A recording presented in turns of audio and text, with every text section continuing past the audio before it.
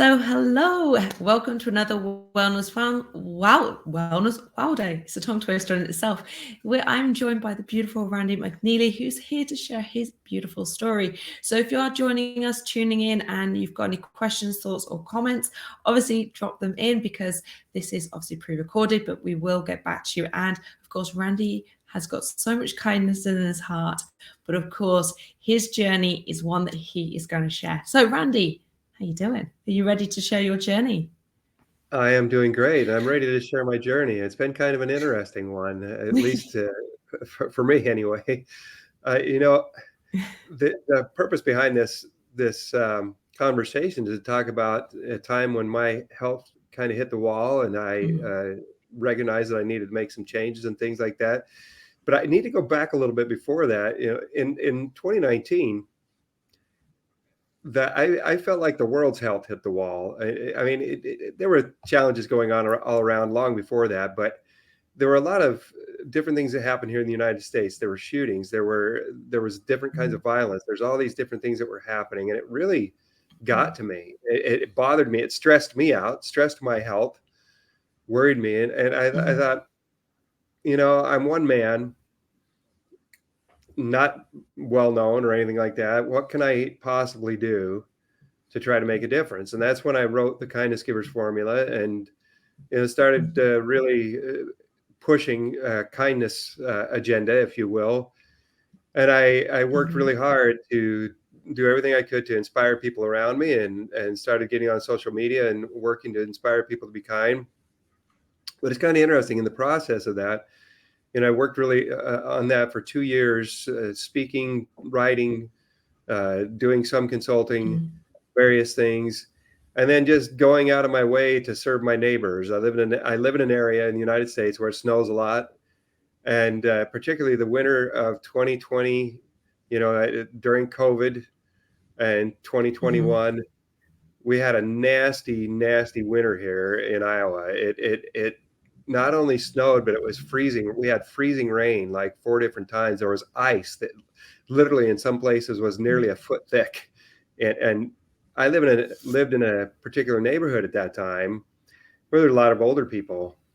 And there mm, it was a retirement neighborhood. There was like people in their 70s, 80s, even some in their 90s, out trying to dig themselves out of this ice and snow. And I just, my heart went out to them. So I was out there, every day doing, maybe 2 or 3 hours a day, maybe 4 hours a day, ignoring my own business stuff that I needed to do, and working to help them to dig out after all these different storms that we had.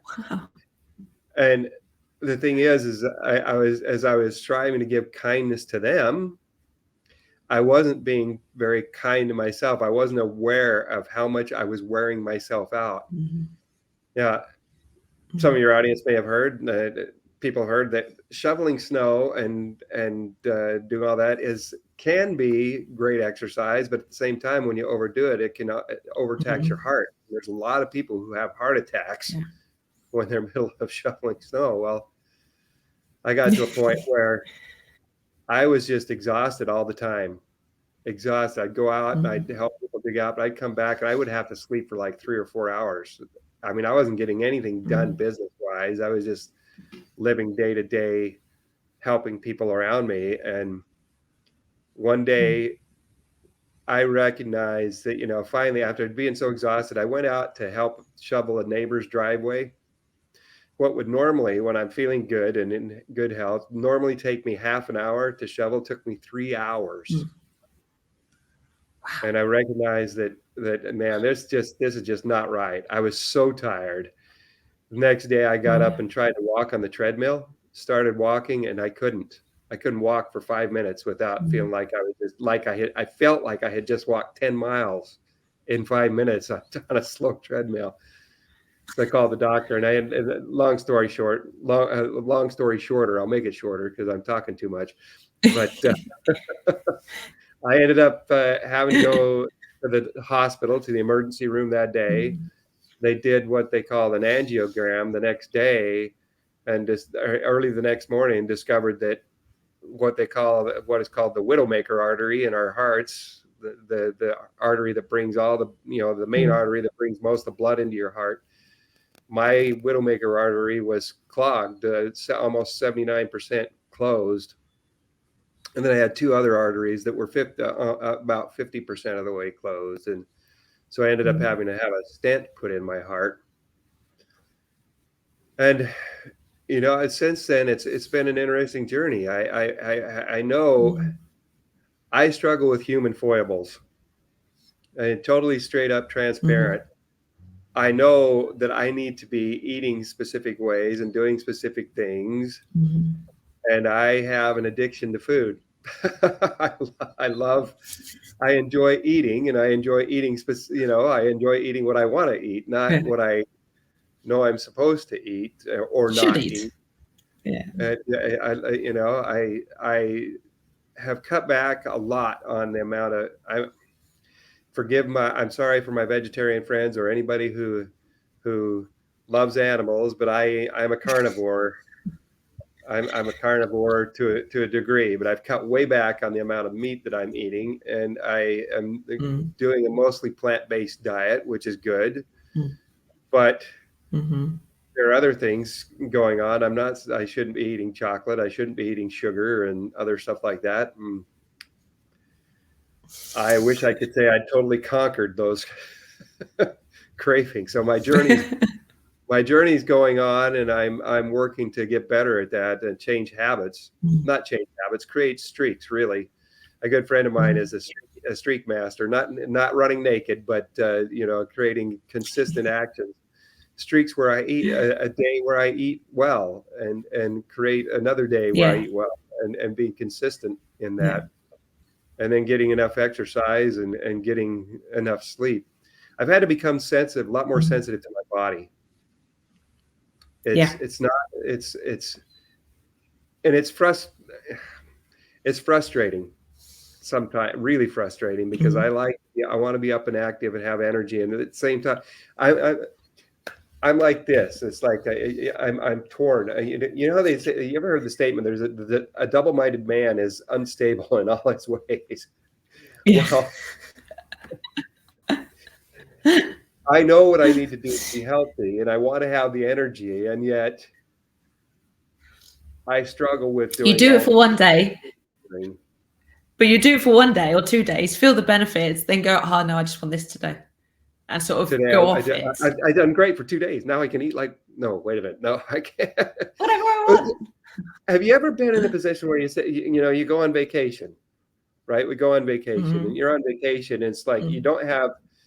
You're not in your own home. You're not eating, have the choice of always have the choice of eating what you want to. So you just figure, okay, I might as well just eat whatever I can eat because I'm on vacation. If you stop and think about that, what we're saying is we're taking a vacation from our health. I'm taking a vacation from my health because I'm just going to eat and do whatever I want to because I'm not at home.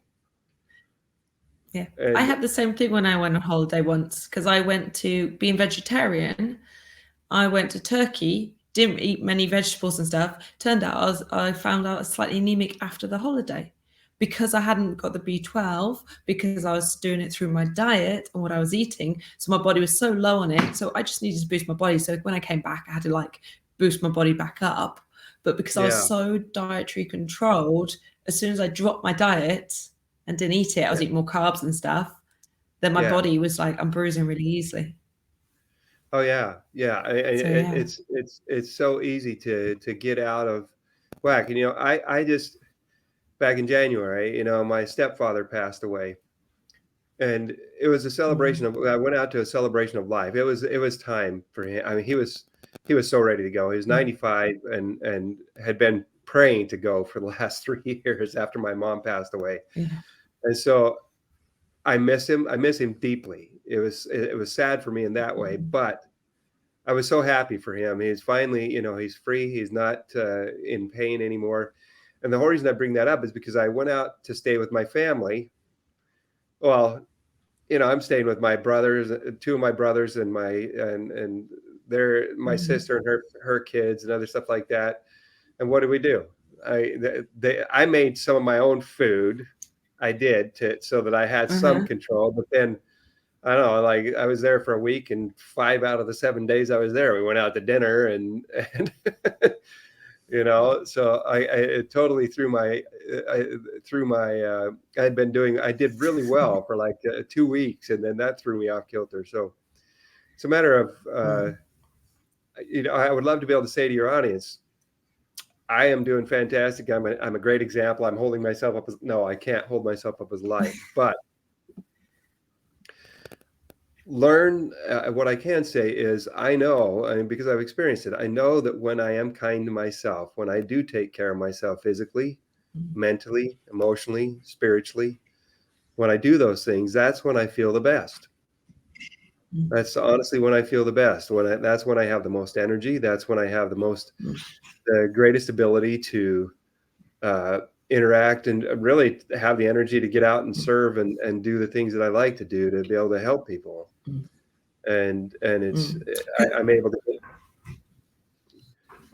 anyway. So Well, we've really got three parts to your story.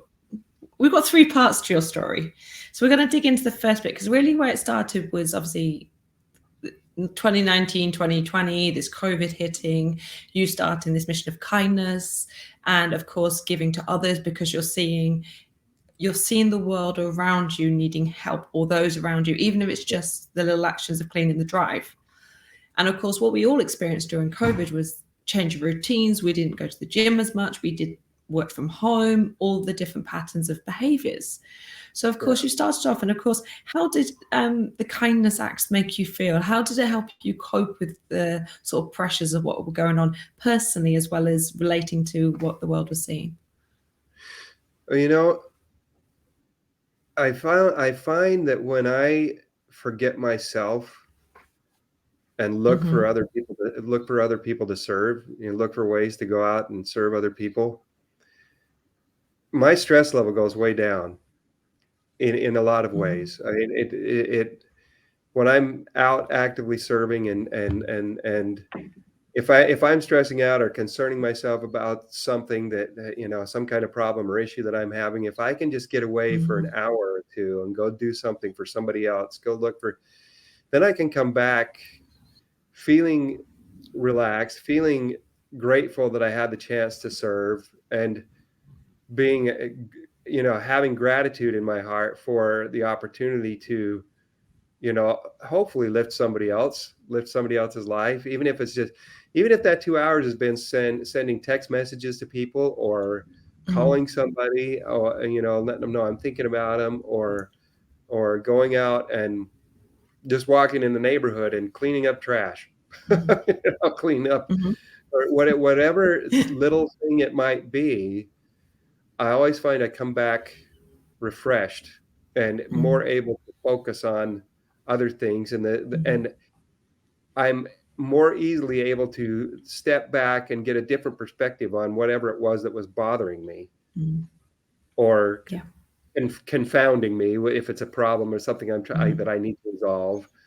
I'm better to able to do that, it's simply because I'm creating a better relationship with myself. I'm being self-aware and sensitive to Yeah. what I Mm-hmm. need to do, but at the same time, I'm building relationships with other people. And the reality is, life is all about relationships. Life is all Mm-hmm. about relationships, and even during COVID, when we were isolated, I was so Mm-hmm. grateful for the blessing of texts, for the blessing of Zoom. I mean, we all got Zoom over Mm-hmm. Zoomified, got over Zoomified, Yeah.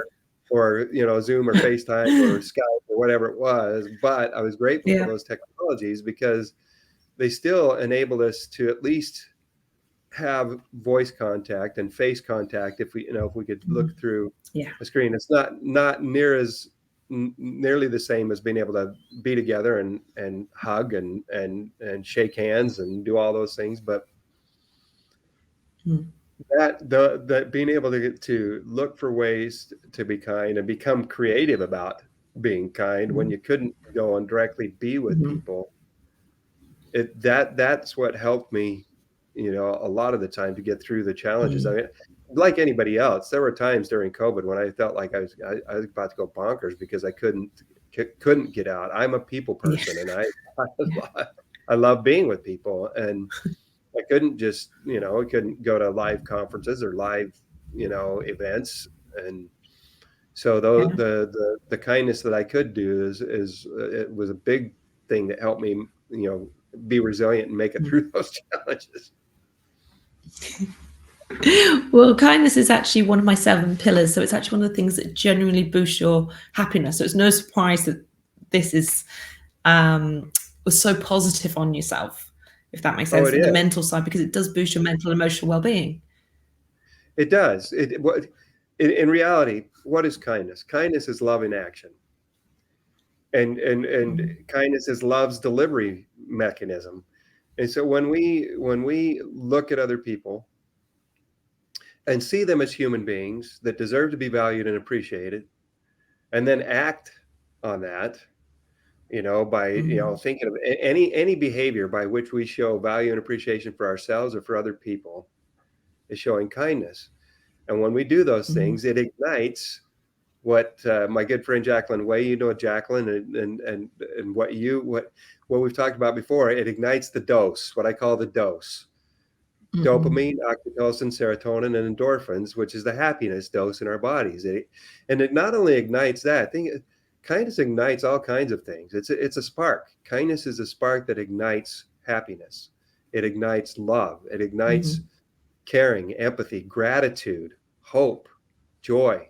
You could go on, and because it's delivering, kindness, because it's delivering love. That's how mm, it ignites all those things. And there's not a person on this planet, I don't care who they are and how angry they might be or upset they might be or anything. There is mm, not a person on this planet that does not need to feel loved. There's nobody that mm, doesn't need to feel loved.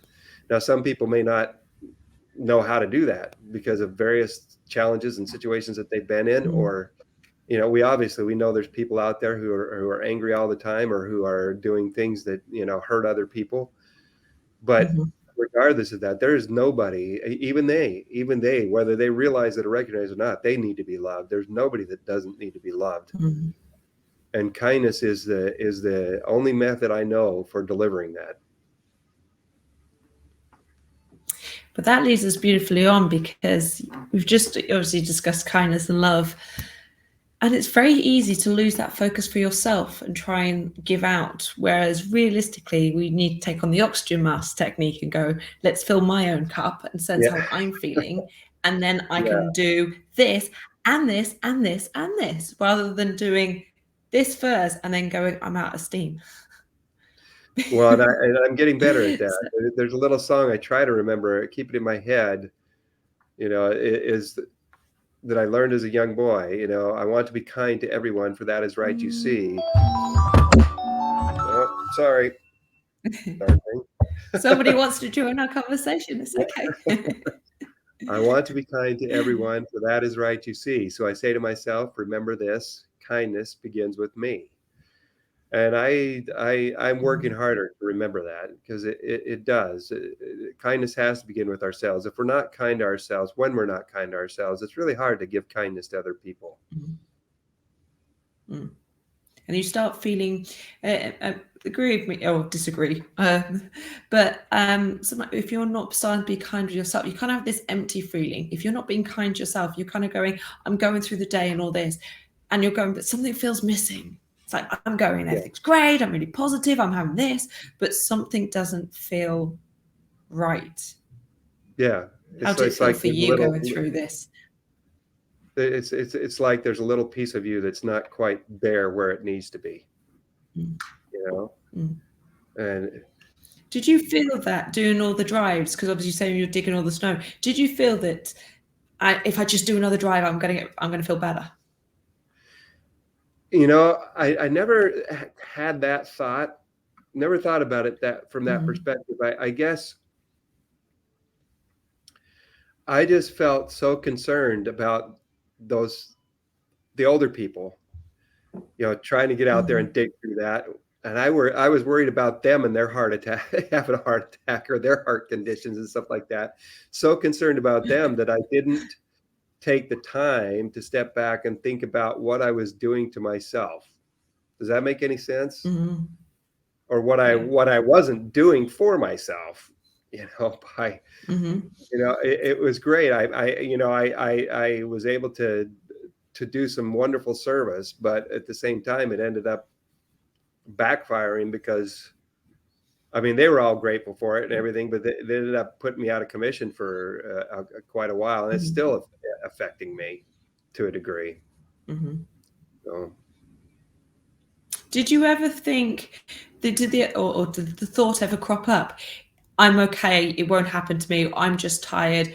There's nothing really wrong. I'm healthy. That yeah, you all got the this kind time. of like Mr. Incredible Invincible. Well, yeah, and the thing is like I still struggle with self-deception because honestly, I know when I eat, like a big Mm-hmm. sugar cookie, or I eat chocolate, or I eat other things that have Mm-hmm. cholesterol or can produce cholesterol. Well, what does cholesterol do? Cholesterol Mm-hmm. builds up in your veins. So what am I doing? I'm closing up those veins that were at 50%. There's a very real chance that they've gotten, could get worse if I'm not taking care of myself. And yet, Mm-hmm. my when I am feeling stressed, that is my outlet. Mm-hmm. Is I eat comfort foods, and I go Yeah. and find those little things. And so the habits I'm trying to change is, rather than reaching for the sweets and the junk food, the processed food that just Mm-hmm. comes into our bodies and can congeal in our hearts and sit on our waists and everything else in our backsides, and make us look like the Pillsbury Doughboy or whatever, or the Pillsbury Doughgirl. um, I have to find healthier way, and I have been. I cut up celery sticks. I cut up apples. I cut up Mm-hmm. carrot sticks, other things that are Mm-hmm. that are good for me, and it still have some sweetness to them. But I just have Mm-hmm. to work through that and do it for several weeks in a row, to where, because I've done it in the past. I've done it and gone for months without having any issues with sugar, and I got Mm-hmm. down to the best weight I'd been at in 20 years, and so I can do it. I did it before. I can do it again, and it's just a matter of having the self-discipline and the determination to do it. Mm-hmm. One way that I used to use in the past was going, okay, on a Saturday, for example, I'm allowed to have whatever treat or something I wanted because, again, I just wanted to cut out the sugars and all this. And then I was like, so if I had a craving on a Tuesday, I would get the notebook and I'd write down what my craving was. So then I would be like, oh, I really want this. Oh, and then when I got to Saturday, I was like, oh, what can I have? And I got really excited. Sometimes I didn't want anything, so I didn't have it. Or I would have a hot chocolate or something, kind of, or whichever. But otherwise I'll get there and be like, oh, yay, this is so exciting. And it was like, I savored every bite. It was like absolutely amazing.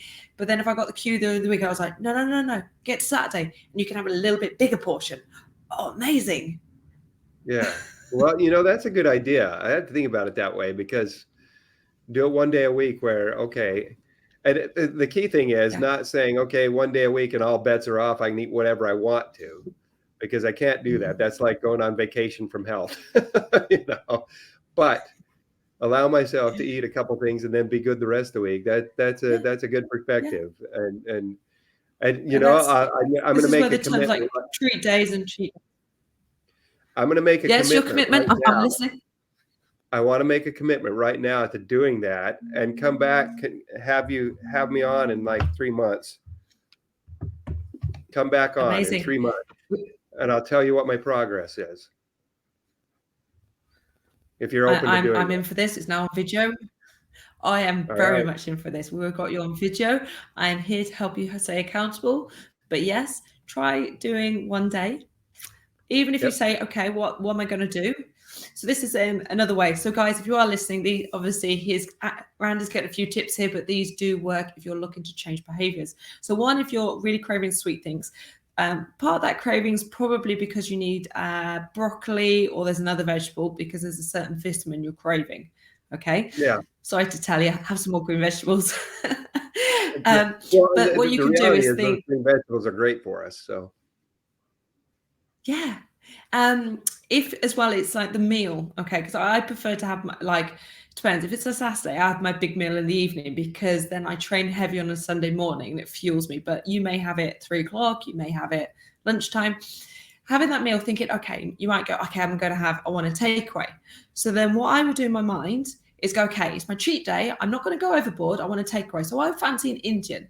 So I can do some steamed rice, which is, brown rice, which is absolutely lovely. I can make a homemade curry, which again, loads of vegetables, a little bit of coconut milk and some spices and things like this, and then get some of the mini naan bread so I can have one of those, right? And of course, you can freeze the extra, so it's great. yep, So if you want them next week, and then I'm going, okay, so I've had my homemade takeaway, which is so much healthier, all controlled because of what I put into it. Then I've got my sweet treat to look forward to. So whatever meal I've got craving in my mind, I've not yeah. only had my meal, but I've also had my treat. And I've done it in a way that my body is going, thank you. And I like that. So I yes, mean, you can that's have your meals. you plan it out, and you have your happy meal on Saturday, and I mean all the rest of the week is happy meals, but your extra happy meal on Saturday, and Yeah. that's great. I think that, and the whole point of being able to free some of it and have it for the next week too. That makes it that much better. This is why sometimes when we think about something, we always think about a meal and obviously portion control. A lot of it is sometimes you just get home, you're just like looking at things going, I can't be bothered to cook something and think about whatever, and I don't fancy this, and this is much easier. But Yeah, there are things that we can do where I batch cook a lot and do a lot of one cook pots with loads of chickpeas, lentils, so high proteins and things like this. Loads of vegetables, like I said, spices, flavors, all this sort of stuff. And then I go, oh, beautiful. I can have a little bit of cheese on top. And the yeah, cheese is like, oh my God, this is amazing. But it's because everything in it is so like fresh, clean, and everything that the yeah. little cheese is like that naughty treat that I'm going, oh, I've had a little. But again, So, it's still very good for me because I still need those calories and the fats and the yeah, protein. that's awesome. Part of learning kindness towards ourselves is being able to be sensitive to those things and say, okay, Mm. not beating myself up or not beating ourselves up when we're not perfect, because Mm-hmm. none of us are, and it's not healthy for us to sit there and just demonize ourselves in our minds. That's another, because a lot of the time, Mm-hmm. I mean, as well as I do, the statement, I'm my own worst enemy. A lot Yeah. of the time, if the conversations we have in our heads, we really don't know how to get along with ourselves very well. And so No. I have to sit and think, okay, I haven't been perfect, but I've done better than I have done before, and I am doing better than Mm-hmm. I've done in the past. And so now if I slip today, I can just pick up and go forward. I can't, because there's nothing I can do about what's already happened anyway. And so Mm-hmm. pick up, go forward, and do better. So That's an important point, because did you find that really challenging as part of, because I will say it's a journey. You've had this kindness part, you had this health, well, it was a health scare, and all this journey since. Obviously it is a roller coaster. There's good days, there's bad days. You're human. This is life. yeah, Did you find the hardest lesson was to give yourself the patience not to be perfect? I'm a recovering perfectionist. So yeah, that's the biggest challenge, is not to expect, set unrealistic expectations for myself, Mm, and not to beat set them so high that and then beat myself up when I don't make them, when I don't meet, if I don't meet them, mm, not when I don't meet them, because I meet my expectations a lot of the time, but mm, there's times when I don't. And the challenge mm, is, like, I have a hard time saying no to people. And sometimes mm, you need to say no, because if I've got a lot going on and people are coming and asking for this or for that, and I can't say no, then what ends up happening is I don't meet their expectations because I'm not able to get everything done. And I then I beat myself up because I said, oh, I said I was going to do this, and then I didn't get it done, and yada yada. You know how that goes. We've all been there. There's nobody on this planet that hasn't been there, but so it's a matter of finding a balance and being able to take stock, step back and take stock and say, okay, I have the energy, I have the ability, I have the opportunity to do these things, and I can make a difference doing these things. If I overdo it, then I'm not going to be able to do some of the other stuff that I want to do because I'm not going to have the energy or the ability to do it because I can't do everything. I wish I could split myself. Every time I told you, ever wish you could clone yourself? I wish I could split myself into like 5 people. Yeah, I think we all wish at that time. Sorry, go ahead. No, it's okay. You'll finish off. I was just going to say, the other things that I'm trying to learn, because I wish I could say I'm the most organized person on the planet. I have a friend who probably gets the work of 5 people done because he really is organized. He's just like boom, boom, boom. He has all this stuff. I'm working to get better organized so that I can be more effective and more efficient in the things that I do get done. It's not an easy thing when, I've been reading the book Atomic Habits, which is a fantastic book, and working to implement the things that he talks about in there. But it takes time. It's not easy to change, to replace habits, to dispel habits, bad habits with positive actions and positive streaks. I'm trying to get back into actually creating positive streaks. So it's my good friend Jeffrey Downs is the author of a book called Streaking Mastery, and he talks to me all the time about, Randy, you need to just be setting streaks and do get it going and be determined, and you can. And so he's been very inspiring in that way. Yeah. But it's also, because this is the one thing I really coach on, is slow change, doing something consciously for 6 days out of 7.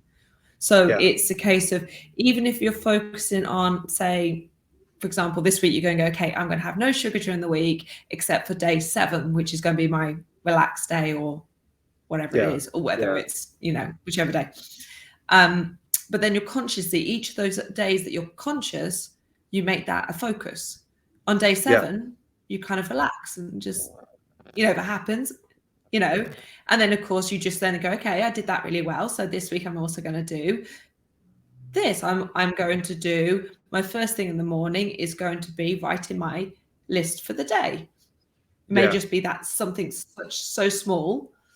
But do you ever ask yourself, because this is a really big question that we need to ask ourselves, particularly if you've gone through the journey you have, what do I need today? What do I need? What's my body need?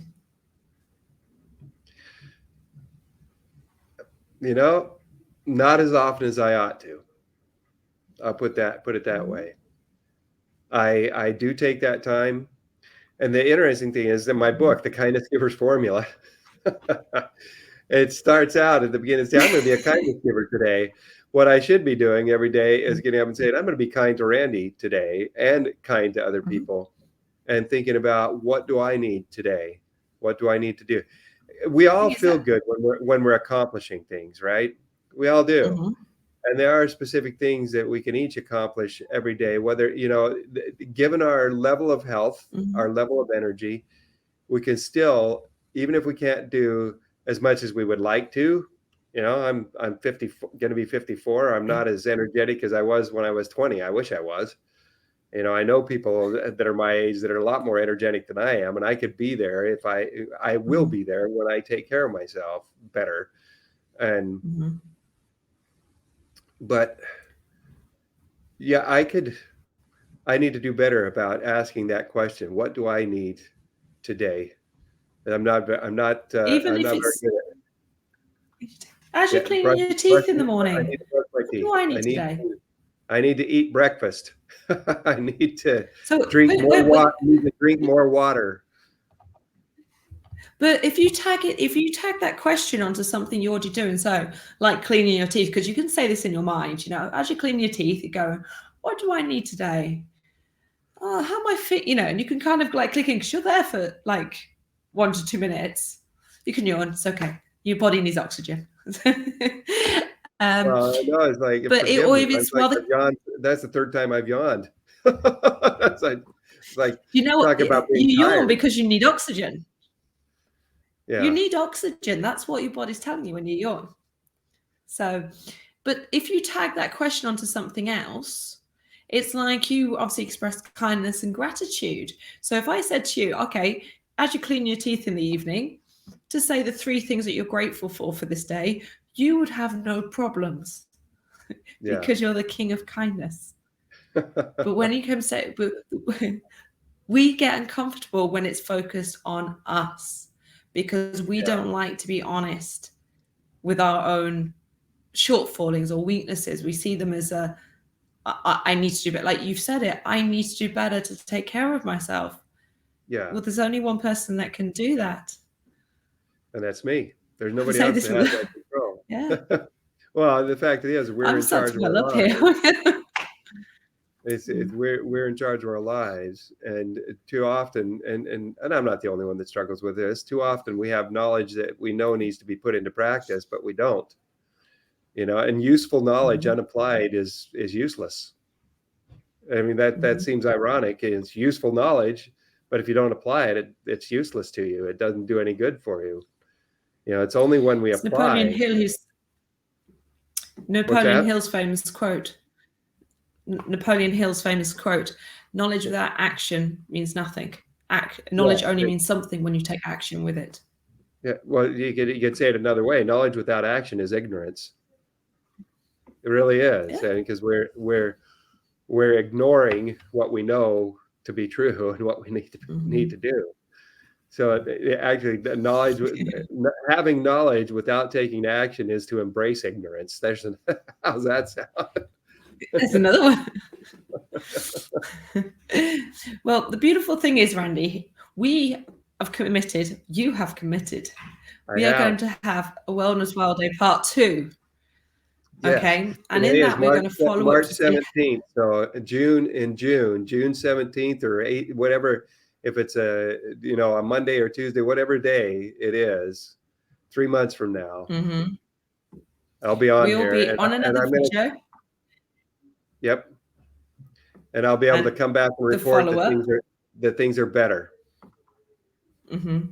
Because guys who are listening, a Wellness WOWday is sometimes that moment, but it's the journey post it. It goes up, it goes down, as Randy's highlighted. There's days that go really, really well, and it's been going swimmingly, and then there's days you go on holiday and it's not quite so good. But it's what you do moving forward, because you can't change, as Randy's already said, you can't change what has already happened. So the beautiful thing is he's now got 3 months for the next part of the journey. We should do this every quarter, every 3 months. We can jump on. And so, guys, if you are listening, you've got to be following Randy's journey. And we're going to help you see 55, 60, all the way to 60 and beyond, looking fabulous. Oh, thank you very much, Liz. So appreciate you. I appreciate you having me on today. An absolute pleasure. I'm afraid I've talked way too much. No, you haven't. I'm just really glad the fact that moving forward, so guys, you are listening, obviously do stay tuned, because Randy, next time when he comes back, he will be sharing what he's been doing for the next 3 months, because he's going to be being clear and setting some clear goals of daily actions, be sharing exactly what he's done. And he's going to have this video, so he's not going to forget. He's also going to be sharing the difference he feels within himself, how often he yawns, how tired he is in the day, how much energy, all these sorts of things. You're going to get back, because I'm not going to yawn once during the video. That's the goal. No yawning. No yawn. I am so sorry. Hey. I'm not offended. I still love you. You're okay. I'm glad you do. So I'm glad you do it, because it's not you. Trust me.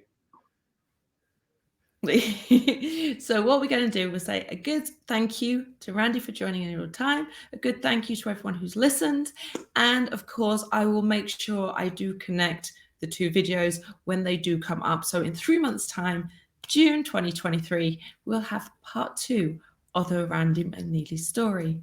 Until then, have a fabulous day, I think. Thank you, Where's my Liz. video? Oh, my computer's not working. Oh, goodness.